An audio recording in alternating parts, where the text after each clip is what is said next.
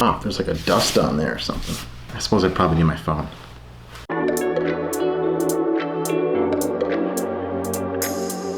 This is actually really difficult for me to do for a couple reasons. One, because like there's just so many different pictures. Let me rewind because you probably don't even know what I'm talking about.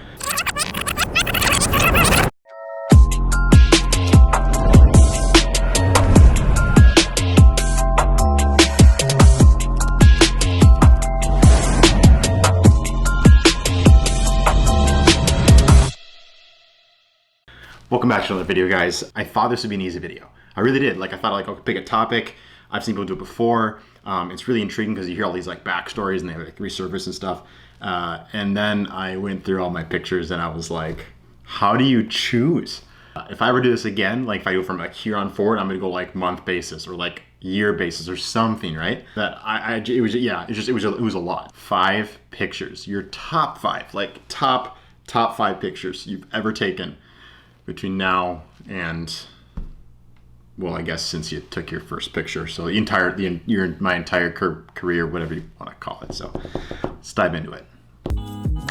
Okay, so let me first preface this with the only easy way to go through this many pictures was to scroll through Instagram. The crappy thing about Instagram is there's only 365 days in a year, and when you do this for 3 or 4 years, even if you post every single day, you're not even accessing 100th of the amount of pictures you're taking, let alone probably even 1/10 of the ones that you've edited. So on top of going through Instagram, going through all my Drive folders, all the folders I've sent to clients in the past, tens of thousands of images I scrolled through. And again, picking 5 was just way harder than I thought it was going to be. So I want to first start off by saying one of the things that I learned was when I was going through the pictures, I noticed that your editing styles change, right? And your cameras change. So there was some shots that were like, oh, I loved, but I didn't like how I necessarily edited it.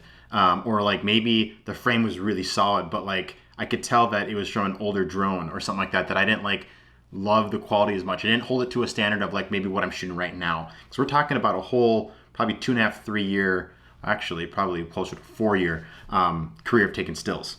So it was really hard for me to kind of go back and really try and find specifically my favorite top 5. Yeah, let's just jump right into it. So number 5 was, I picked it because, well, I love the shot. I love the frame. I love the light. I love the contrast. Everything about it I really liked. But for the most part, I wanted to have one image at the very least from when I really kind of started. When I really started shooting on my own. So not when I was doing anything from 13, nothing from when I was in Florida. When more media became a thing, and when I started it, and I quit at the time, my dream job to pursue a career for myself. I wanted to have one that was from that time era. And for this one, this was Lake Travis. This was filming Brandon Palaniuk for his series, which you guys know is amazing, unbelievable. I feel lucky that I even had a chance to film not one but 2 of them. And this was one of those times where I was shooting on a camera that did both photo and video. We were rolling, the sun was coming up, and I was like, I gotta take a picture. So I quick shut it down, turned the knob a little bit, exposed my image, and clicked a few away, and it was amazing. I remember exactly where I was. I remember the boater behind me. I remember I remember leaning over the water. I remember my chest probably hurting. I remember taking the picture and going that was epic. And I think I might even have yelled something to Brandon. He might be able to attest to that. I was like, dude, I just got a 6 shot. So I was very happy with how it turned out. And again, it's one of those images that it was one of the first times that I was really off on my own, doing my own thing. It was probably within the first couple months of me working for myself. So number 5, silhouette of Brandon Palaniuk, Lake Travis. Let's go to number 4. This was a really cool picture because it had everything to do with timing and almost nothing to do with I would not even want to say composure or framing, but I didn't shoot it correctly. If you notice, it's a little slow of a shutter speed, so there's actually a little motion in the picture. We were hunting in a blind in Iowa, I believe. I was with Josh Dahlke. We had just smoked trophy 9-point buck, literally, and this deer was with him. And so when we made that shot, it spooked him. He ran around us, and I had one camera running or whatever, and this buck behind us just kind of stayed there, kind of crept along. So we were all excited. We were waiting for that deer to go down. We were giving our things together, and I looked around, and I saw between these 3 trees these antlers. And I just quick turned around. I want to say it was on a 7200, probably an F4, and on that shooting on the R3. And I just clicked like 2 pictures. That's like all I got. And so there really wasn't a lot of room to like mess around with different exposures. I mean, he would just pose for me for a second and then left.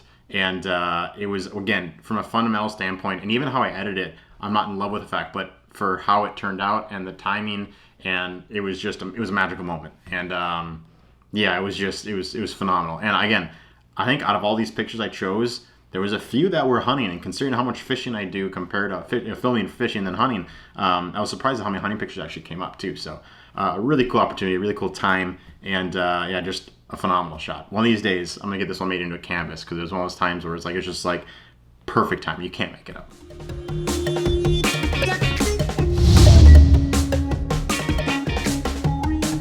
Okay, moving on to number 3.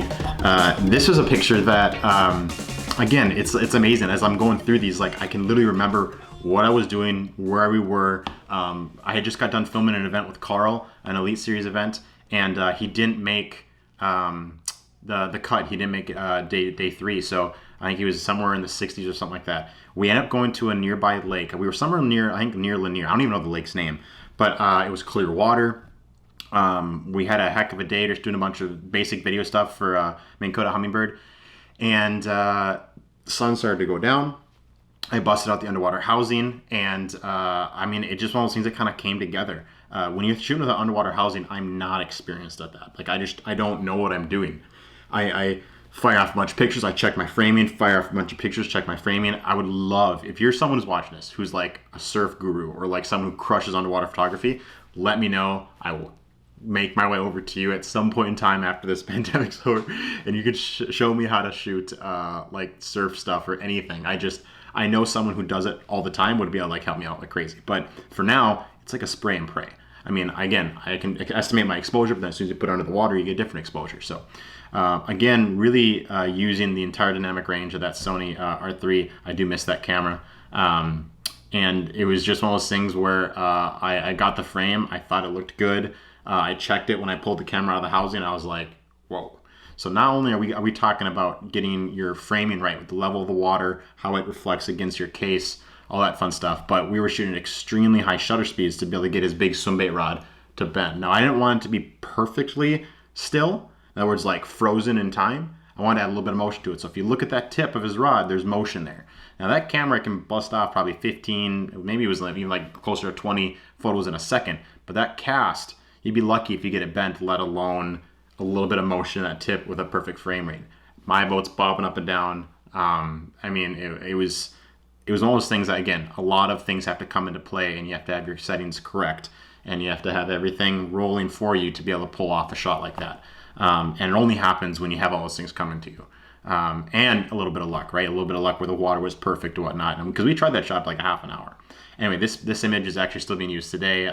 If you go to Minn Kota's website and look at the Talons and scroll down, and then you look at the Ultrex, you'll see that picture on a demo reel for a thumbnail on the how-to video that we filmed that day, or those next couple days, I think, with Carl. So a really, really neat picture, and again, one that like I had to have one that was either underwater, half an out, or something like that. So it was yeah, number 3 was a good picture.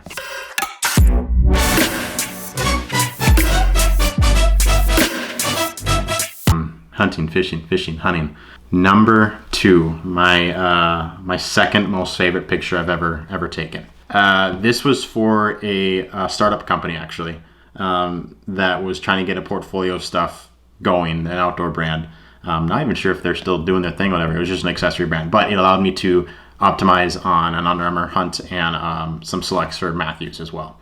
You can get framing, you can get light, you can get exposure, you can get a model, you can get everything right, but you put something like a natural changing of colors or peak colors into it, and you can't make it up. You can only accomplish that level of shot at that time because of those colors. And we were kind of sitting there wrapping up for the day because the sun was getting a little bit lower, and I looked up and I was like, the dude was just kind of perched out and he was like practicing kind of pulling back and stuff like that. We weren't even shooting, and I was like, dude, do that again. Like, please just like freeze. Well, just stop what you're doing, hold that pose. Clicked off a few pictures, and yeah, phenomenal. That photo is probably one of the most popular photos that I get recirculated on Instagram, that like people will all of a sudden it'll pop up again and random pages will share it or select it. And again, I think it's one of those things, it's right time at the right place, peak colors.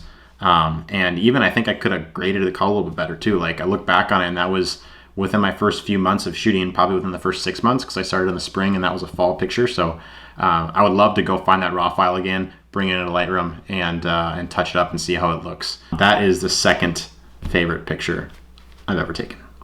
Can't even like drum roll. The number one, 20,000 edited images, guys, 20,000. And y'all wanted me to pick 5. So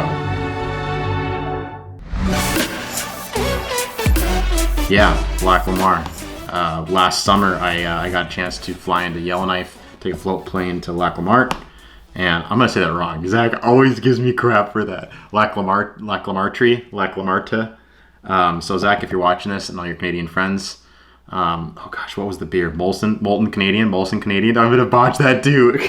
You guys are giving me all kinds of crap. Zach's gonna literally call me right away and just give me an earful for mispronouncing every Canadian term there ever was. This shot had so much going into it. It was all those times where the trout were moving up to spawn. They were in 5 to 8 feet of water. You were throwing giant bass fishing lures, and they would just destroy you. Like, it was the biggest, most intense fishing day I've ever had, for size of fish and like just aggressiveness, and how like you physically were worn out. I filmed the entire trip. I'll probably link that YouTube series below, because like the day I took the shot, I have underwater footage of like this exact same thing, which is probably equally as silky. This shot, from the colors to his release, you notice isn't perfectly crisp too, and I actually kind of like that. I'm not sure what the shutter speed was, but it was enough to add a little bit of motion to his tail. Again, giving that appearance that he's really taken off and moving. Just awesome tones, clear water, giant lake trout, fall fishing, Northwest Territories. How do you get better than that? Like, it's tough. So that to this day is a picture. A lot of pictures stand out, and even ones I didn't include in this series or this little video. But that was one that really stood out to me, and it was one that I very soon will be getting some kind of canvas of or something, because it's phenomenal. I loved it. Okay, guys, that's it. If you guys like this video, let me know. If you guys have any questions on any of those shots, if you have any suggestions on what you want to see in the future, let me know. And I think that is it. I don't know how to close these out. Again, thanks for watching, and we'll see you next time.